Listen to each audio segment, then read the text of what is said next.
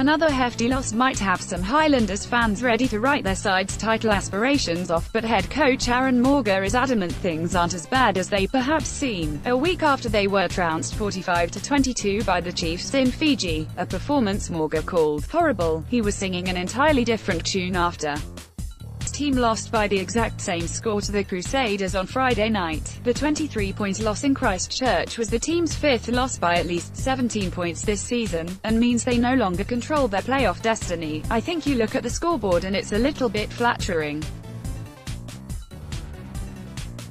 But that's what the Crusaders do. They're a clinical side and they're on top of the table for good reason, Mauger said after the Crusaders locked up the top seed with their 11th straight win. I thought our performance tonight was much better than last week. We probably played tonight like we played the last 40 minutes last week.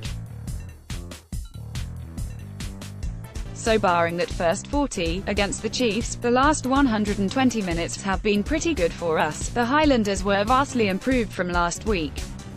For starters, they didn't sleepwalk out of the sheds and concede 42 unanswered points in the first half.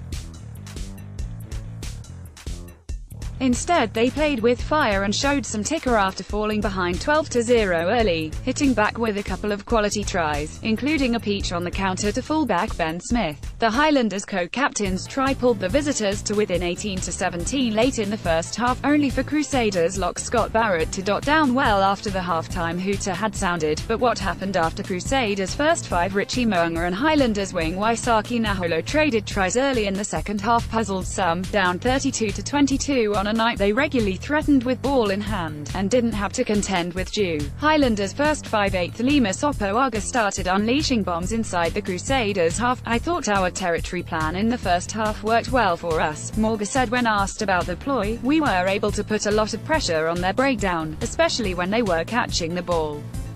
I felt that was working well for us. However, it wasn't long before Crusaders wing George Bridge, between two Mo'unga penalties, grabbed his second try to kill off the Highlanders. It dropped the Dunedin-based side to 9-6 on the season, and means they will drop to 7th on the overall log if the Jaguars beat the Bulls in Pretoria on Sunday morning. Look, there's a lot of that performance we can be really proud of.